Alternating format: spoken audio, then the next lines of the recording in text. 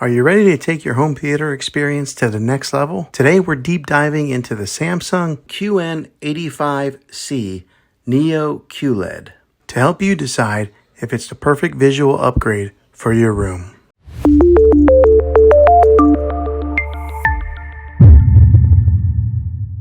Alright, so this TV here, I've got it hanging on my wall here. This is a pallet wall that I built.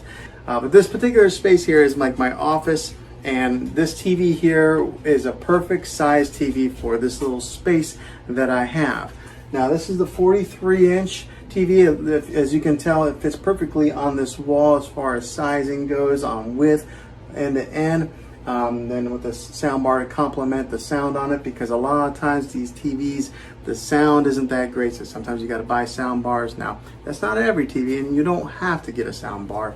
Sometimes they do sound good themselves, and what I've experienced with Samsung is one of the better TVs at having audio built within the TV versus some of these other brands where you almost have to buy a sound bar to supplement the sound. But this TV does well without a sound bar, but I had a sound bar already, so I just went ahead and added it to this little setup. Now this is the 4K ultra high definition. Now if you've never really owned a UHD TV before, ultra high definition, you're in for a treat, because the images on it look like they're there. I mean, they're not like blurry, okay? They're really defined. And so whenever you're watching people on the screen, it's like they're right there. So I love living in today's day and age where the clarity of televisions is so much better than what they were just 5 years ago. Here's a few more features that this thing has when you go into the settings of this TV. It's got the standard picture mode, or you can change that. It's got 4 other ones on there that you can choose from. Like it's got movie mode, it's got dynamic, it's got standard, and it's got natural. There's not a whole lot of difference to me, so I just kind of go with the standard. I think it just looks good. I do have an audio out optical, so it's hooked up with an audio cable, that one of those optical cables that goes from your sound bar to a TV. But you can change that in the settings here if you had something else that you wanted to power the speakers with, instead of just using the internal speakers that are built into this TV. So it gives you the ability to do that. Closed captioning if you want to watch TV with the words on there, which I actually do sometimes, because sometimes my kids get a little bit noisy and I want to be able to hear what they're saying, but if I can't hear it, I'll read it. So I do keep that on every once in a while. It's got a sleep timer on there. I do have it off, but that's actually a good feature to have in case you're one that maybe likes to fall asleep to the TV and let it turn off after a little bit of time. So that way it saves a little bit of energy, saves you a little bit of electric on your bill. And then you can connect it to your Wi-Fi network here. So, and the Wi-Fi antenna that's built into this thing is pretty good. So if you are a good distance from your router, it'll pick it up. It does a really good job. Now, unless you got these steel concrete walls or something like that.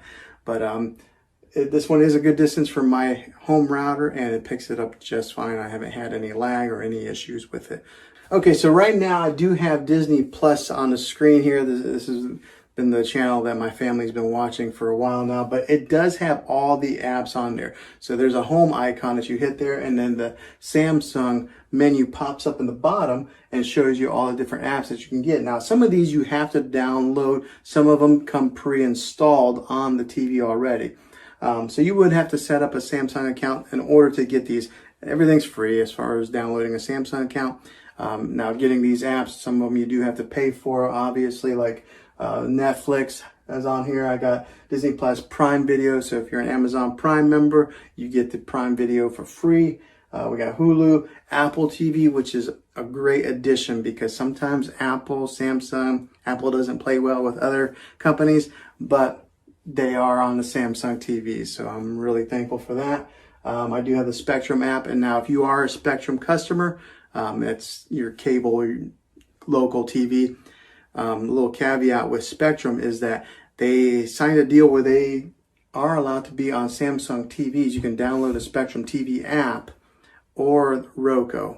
Those are the only two that Spectrum works with at this point in time making this video. And then another app I have on there is the Fandango. And then there's a TV Plus app right there. That's one that's installed in the Samsung TV. They have their own like little TV channel there that has other options on there to watch some free TV. So maybe if you don't have the money, you don't want to buy some of these apps, you can still watch TV with that. You just have to have an internet connection. It's got YouTube on there, YouTube TV. So in case you're into that and like watching these kind of videos on your TV, you can do that here also. But it's got the ability to download all your major apps for your streaming television.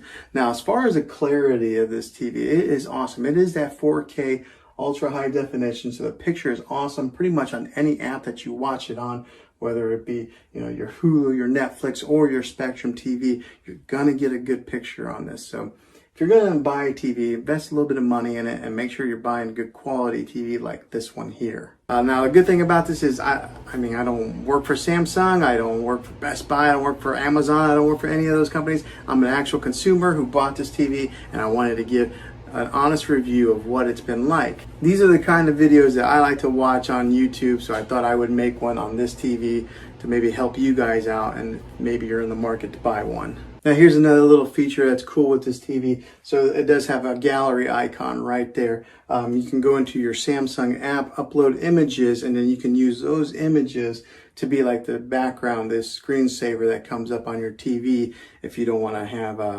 the default that comes on there. Something that does happen after you haven't had any activity on the TV in a while, it'll go black, but then there will be a Samsung image that kind of bounces around until it falls asleep. So yeah, there's that. Now, the great thing about this thing is it is a smart TV, so it has all its smart components built in it. You don't need to buy one of those sticks like a Fire Stick, a Roku stick, or anything like that to stick in the TV. It's already all built in there in Samsung's smart interface that's built into a lot of these smart TVs that they're releasing. And I think that's the way of the future anyways. I think that the sticks are probably going to go away, and all TVs are probably going to end up going to become smart TVs. So if you're going to buy one, go ahead and just get a smart TV, so that way you're future-proofing yourself and you're setting yourself up for the future pretty much. Okay, so now what are my thoughts on owning this thing for a month and putting it to use on an everyday basis? And I gotta tell you, this has been a great little TV. So it is a 43-inch. Sometimes it may not be the particular big TV that you would put in your main living room. I have it right here in my office space. Maybe you could use it in a bedroom or something, but or maybe if, depending on the size of your room, a 43-inch may be big enough to use as your daily driver and your main TV. But the great thing about this TV is that it is the UHD TV, so the clarity on it is excellent. Watching TV on Netflix, whether it be maybe your Spectrum TV, your regular TV, Netflix, Apple, Disney Plus, all those major apps, they stream out in ultra high definition channels. So the clarity that you get on a lot of these shows that you watch is really, really good.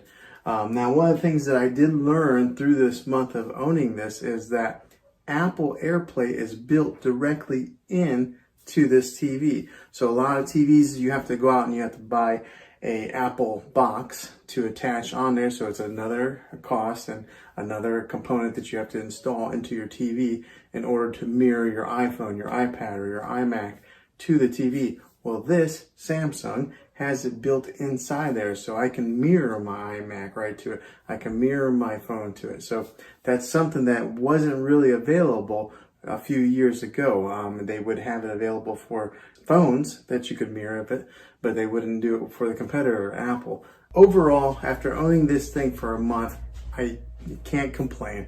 If you buy this TV, I think you won't go wrong. But I think this would be a very good TV for you if you're looking to buy one. And I'm going to have a link in the description down below of where you can get this exact model here. Well, hopefully this video was helpful to you. If it was, click a thumbs up on this. Go ahead and subscribe to my channel. I make tech videos all the time, and I would love to have you back in the next one.